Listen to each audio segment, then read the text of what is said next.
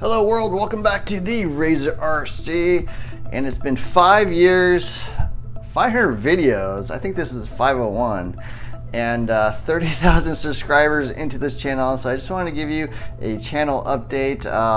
It's been 5 years, it's gone by kind of quick, kind of seems like it's been a long time as well, all at the same time, and kind of a good time to do a little reflection on the channel. And also want to share some things about the channel, 5 things you probably didn't know about the channel, and then also answer some questions that I posted on the community page a few days back. So first off, a big thank you to all the subscribers, all the viewers, all the posters, heck, even all the haters, anyone that interacted with the channel. I do thank you.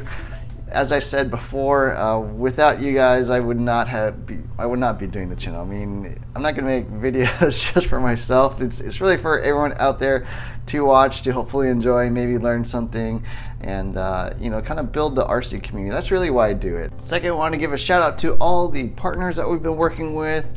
Your RC, we've been working with over a year. Great company out there. We do a 5% off coupon code. Check them out. Wits Racing. Again, they make the best ceramic bearings. They have motor line, fan line, accessories, all that kind of good stuff. We also have a 20% off coupon code with them.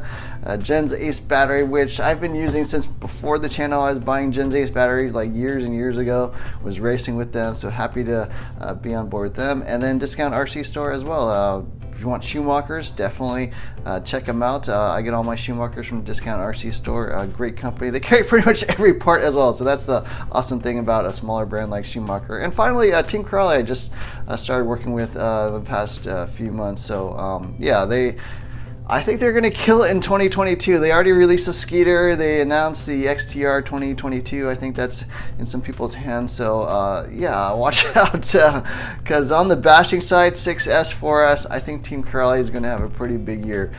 Yeah, so just want to talk about the channel a bit. Things have changed quite a bit in the last 5 years. 5 years ago, I started this channel really just to kind of get information out. I honestly thought YouTube was kind of the best way to do that. I had a blog where I was putting pictures and written stuff about RC cars and sort of explaining things that I was learning. But I thought YouTube would be a much more effective way to communicate, so that's why I started the channel.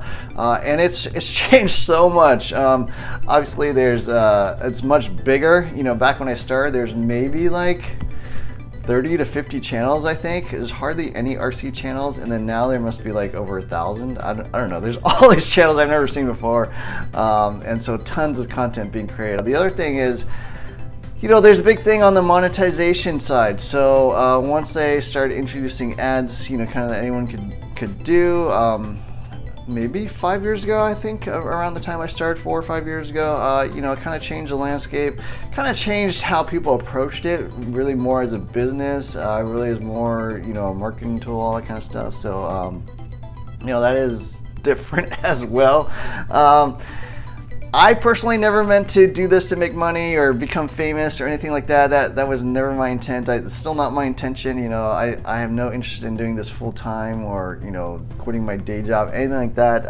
I just do it because I enjoy it. I have no particular goals. I have no number I'm trying to reach. No nothing really. Honestly, I just do it because I like it. But I'm glad that people like it and subscribe and seem to enjoy the content. So we'll be obviously continuing.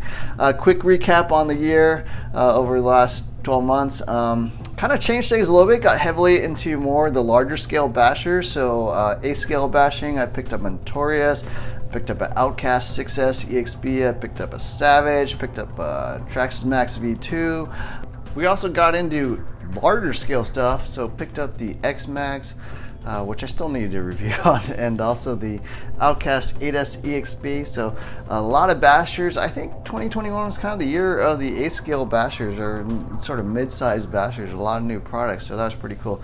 Not so much on the racing side. Did review the Cougar LD2 and the B6.3 from Team Associated. So had a couple kits out there, and then also brought some new brands to the channel. So I never had an HPI before. Did pick up the Bullet MT Flux. Picked up the Savage X Flux V2, which I really like. So got those. Also picked up a Tamiya, so the Top Force Evo here, re-release. So that was pretty cool. I did have a Hornet before, so it's not my first Tamiya, but it's my first one on the channel, so that was pretty cool. And then changed up the channel a little bit, so I did start a new series called Send It Sundays. So the idea was on a Sunday, go to a different location with a different basher and just send it, do some big jumps. It's just running footage, no, too much commentary or anything like that. And then also started something called the Razor Tune series. So with every RC car, if you had to ask me what my favorite thing to do is actually to tune them. I really enjoy just trying to understand the RC cars, make them a little bit better. I'm not really even into modifying cars that much. I just like to play with the shocks, the springs, the diffs, all the different tuning options that are available on pretty much every RC car. Even something like a Max, you can do a little bit of tuning. So I started that series. So moving on, 5 things you probably didn't know about the channel. I thought I'd kind of share this for those of you interested. Number 1, I hate editing. I hate editing videos. It's like my least favorite thing to do. It's probably why my videos look so terrible. But yeah, I just not something I'm into. I'm really into the cars. I like driving them. Filming is great. I just hate putting together the videos. Second, I don't write any scripts, so everything's pretty much just kind of off the top of my head. I'm just kind of talking. That's why you get some ums and uhs and you-knows and all that kind of stuff. I just said it there like 3 times. But yeah, I usually have kind of an idea of what I'm going to say. Sometimes I have some bullet points and stuff, but I never really have a script, so everything's just kind of top of mind, and it's, I guess, a little more conversational style if you prefer that. So yeah, that's number 2. Number 3, I get approached by a lot of manufacturers to do reviews of products and stuff like that.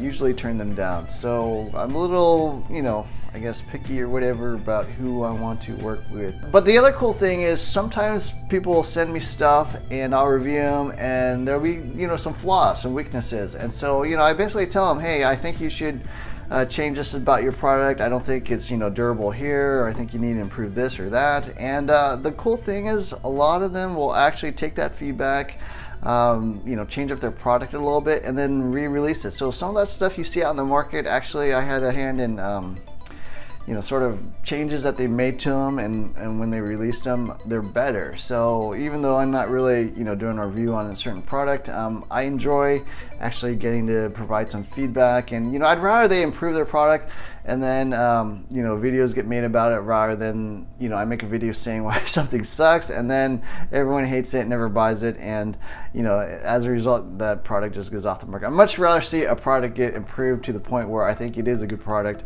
and get released that way. So yeah, a couple things out there that you probably don't know. I actually had a little bit of input on. Number 4, I don't view myself as an influencer. It's an interesting term. I mean, I guess, obviously I have a YouTube channel, social media, all that kind of stuff. But I view myself as more of a reporter. I'm really just trying to take an RC car, look at it, try to really understand it, just comment on what I see. And it's not so much that I'm trying to change your opinion on anything. I'm really just trying to prevent as much information for people out there so they can make a good decision. So this to me, a Top Force Evo, is it good? Is it bad? I'm not saying it's like good or bad. A lot of people misunderstand my reviews and think I'm like dunking on a product or saying something sucks, or I think something's like the best thing ever. I'm really just trying to best understand this vehicle, understand it in the context of other vehicles out there on the market, the pros and cons, advantages, disadvantages, and it's up to you. If you love the Top Force Evo, just buy it. It doesn't really matter what I say or what I think. I'm just trying to explain my understanding of the vehicle. So I never really say, this is worth the money or you should buy this or, whatever, because that's such a personal choice. Whether something's worth the money, I mean, it depends on who you are, right? It depends on how much free disposable income you have. This is $400. Is it worth $400? I mean, I don't know.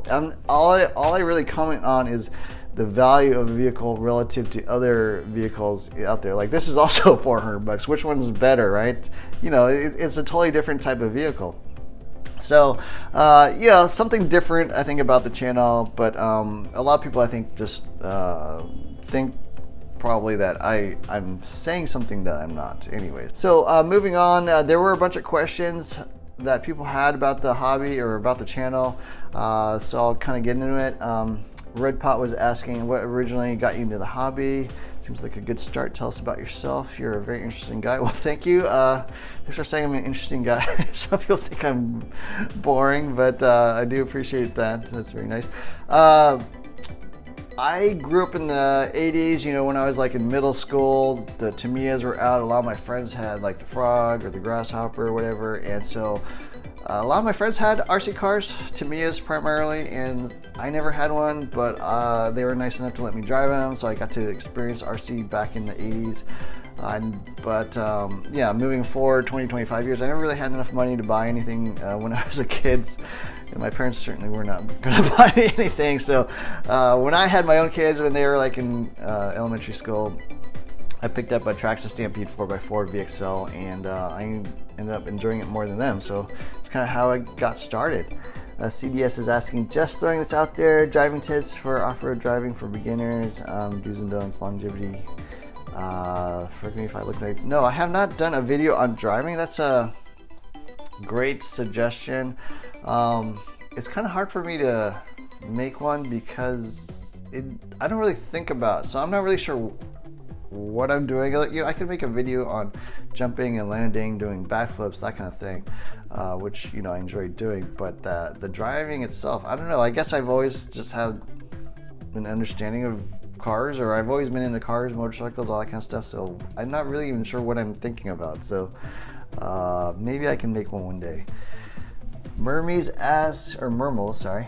Not sure you've looked at them before. Are there any interesting things like the Mini BT? I did come on this a year ago. I do like the Mini B more than the Mini T. It's a little bit larger. It's probably more 1/14 scale than 1/16 scale.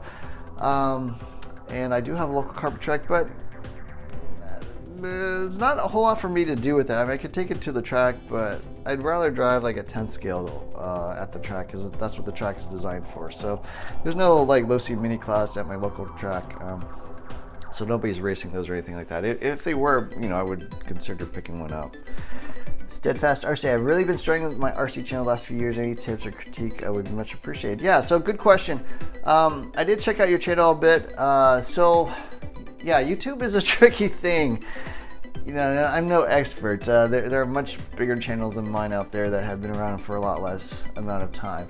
But the things I've learned, number one, I mean, you definitely have to have good thumbnails. It's really important to have good thumbnails. That's like half the battle, because thumbnails are what gets people to click on your videos. It's not so much you need clickbait or whatever, but it just has to be really attractive and make someone think, you know, I should go check out this video. So look at your favorite channels, look what kind of, you know, thumbnails they're making. You know, they have to be kind of, you know, pretty, kind of nice looking, you know, kind of straight to the point.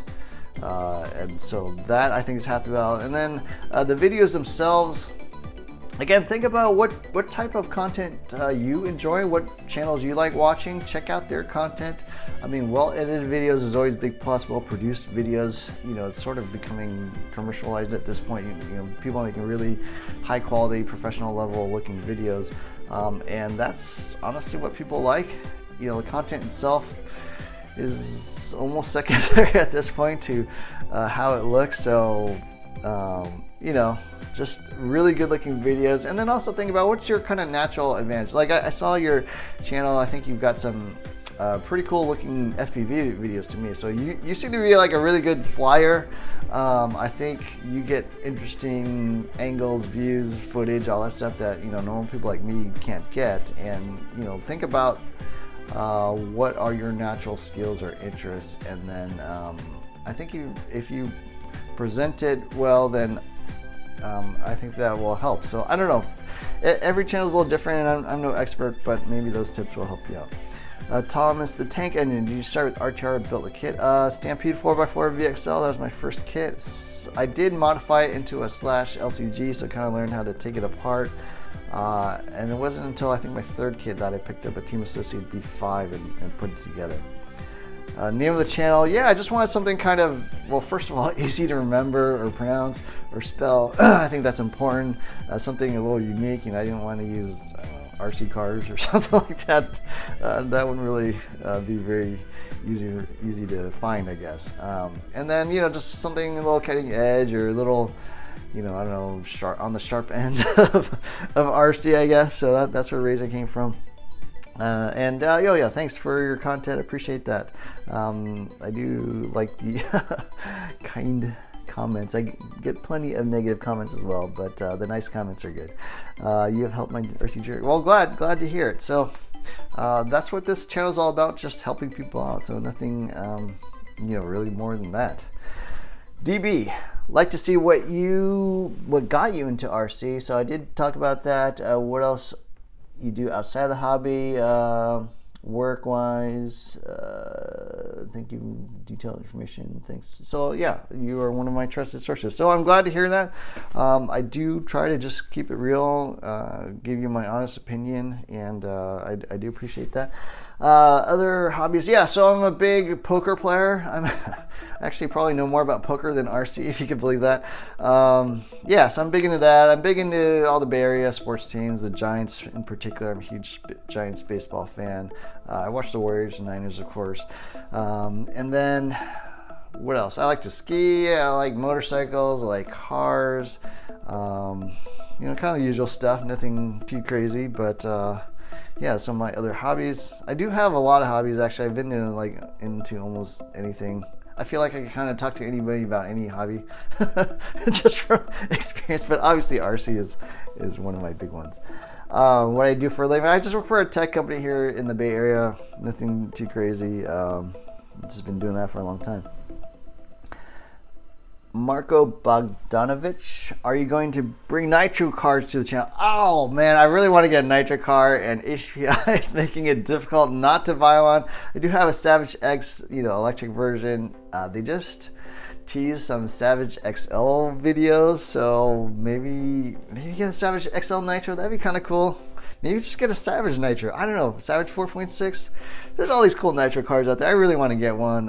Haven't made the leap yet, but that is a distinct possibility. William Perry asks, will you have a 1/8 scale buggy? I already have one. I have a Tekno EB48 2.0, so I do have some videos on that. Still need to make a couple more videos on that, so you will be seeing that in the upcoming month or so. The TLR Tune Typhon, you know, it's kind of a weird kit or car, I guess, because it's sort of meant for bashers and sort of meant for race people, but not really the best in either way, I think. Maybe it's the best basher, I don't know, but yeah, that's an interesting kit, but I'm not sure that crossover appeal really is very big. I think most people that buy that don't even race it, right? So, you know, what's the point of a TLR Typhon if no one races it? Anyways, and then if I'm going to race, I'm probably going to, you know, pick up a TLR, you know, an 8 or something, right? I'm not 8XE, something like that, or a Tekno or whatever. Not really a Arrma Typhon that's been tuned. So no, I will not get one of those. But there may be more 8-scale buggies on the channel in the future. Yeah, I do like my Tekno. Chow It Goes RC, was there a tipping point where one or a few videos caught fire and gained you the majority of your subs, or a slow curve? Yeah, thanks on the 30K, appreciate that. Not really a tipping point. I mean, the first year I think I had like 700 or 800 subscribers. The second year somewhere around 3,000, I think. Third year maybe 9. Fourth year I grew about 10K, so it was about 20K. And then after 5 years, yeah, we're at 30K. So, I mean, it does grow. I mean, I think all channels kind of go that way. They start out small and get bigger and bigger and bigger, grow a little faster. But no, it wasn't like something overnight happened. I mean, they'll have a few videos that, you know, got like over 100,000 views, but those don't make up the bulk of the subscribers or anything like that. I mean, they do get you a lot of subscribers. So yeah, for sure, videos that get a lot of views get you a lot of subscribers, depending on the content. But yeah, it wasn't like, yeah, most of my subscribers are from those videos. Show all the RCs you currently own. Not going to do that, but I've made videos about every RC car I own, so you can check it out that way. I've made videos on every RC car I've ever had, except I think I had a the RC28. Yeah, I do have one of those. I don't think I made a video on that. And also have a Tamiya Hornet that I didn't make any videos on that. But that's it. Everything else has been on the channel, so you can check it out. Ian Rosalia. I hope I'm saying that right. Just read through the suggestions. Have a bunch of good ones. Cover what I was thinking. Thumbs up. Cool. Glad everyone's got you covered there. How it goes RC, some guide on what pays the bills, does almost 30K, says bringing decent revenue. It's enough to cover the RC car, so I do appreciate that. You know, the first few years, I mean, everything was just out of pocket, right? I was just buying RC cars, and I figured, what the hell, I'll just make videos while I'm buying them anyways. But yeah, it does cover all the stuff now. No, it's not enough to pay the bills or anything like that. I don't think people really go like full-time or professional until they get over 100,000 subscribers, I'd say at a minimum. Do you do this primarily as a passion product? Yes, so that answers that question. How or where do you store all your RCs? Great question. Let me grab some. So kind of as an example, I'll show you a box here, which is probably too big for the camera. But yeah, so I mean, everything is in boxes, and I have different sized boxes for different sized vehicles. So for example, this is like my buggy sized box, and it fits like a 10 scale buggy like perfectly. And I just keep the buggy in there, like all the spare parts, you know, I have it off the wheels and tires and stuff. And then just close it. So I've got like, you know, 6 of these because I have like 6 buggies, but you know, I have other boxes for monster trucks. I just like keeping them all self-contained, so if I need anything about my Team Associate D6.3, I got that box. You know, if I have like a Stampede box, I have bigger boxes for my A-scale stuff, so everything's just in a box, all the parts, the radio, you know, if it's disassembled and partially repaired, I can just throw it all in the box and store it rather than, you know, sort of take up my workbench or whatever. So yeah, that's how I do it, in boxes. I have a lot of boxes. Just makes it easier to transport as well. I can just grab the box. So that's the way I like to do it. Phillyco RC, what camera do you use? I'm extremely basic. For running footage, I just got a GoPro Hero 7. Haven't even bought a newer one, and it works fine for me. And then for stuff like this, honestly, I'm recording on my iPhone. I've got an iPhone 13 Pro, a little bit nicer iPhone, but it's just a phone. I'm on my phone. Got like a $12 microphone. I've got, and then a Hero 7, which cost me a little bit more, but that's it. I've got very basic equipment. I'm probably got the worst equipment of anyone with this size channel. Finally, Ethan Robledo, hamburger or hot dog? Excellent question. I love hot dogs. My guilty pleasure is actually going to Wiener Schnitzel, getting some chili cheese dogs, or you know, kraut dog or something like that. But I eat hamburgers more often. You know, I mean, I guess I'm kind of a junk food connoisseur. I like my McDonald's, Burger King, Chick-fil-A, Taco Bell, whatever, all that stuff. So I eat hamburgers a lot more than hot dogs. So I'd have to go hamburger, but you know, the Wiener Schnitzel thing is kind of my guilty pleasure. So, oh, I didn't even talk about the Yokomo. So this is a kit. I need to put this together. It's been sitting around, and I really want to build this thing. So you will see a Yokomo hopefully soon on the channel, and then all your usual bashers and stuff, and whatever race kits come out. So that's it. Thanks for watching. Don't forget to hit all those buttons. Look for more videos soon. Take care.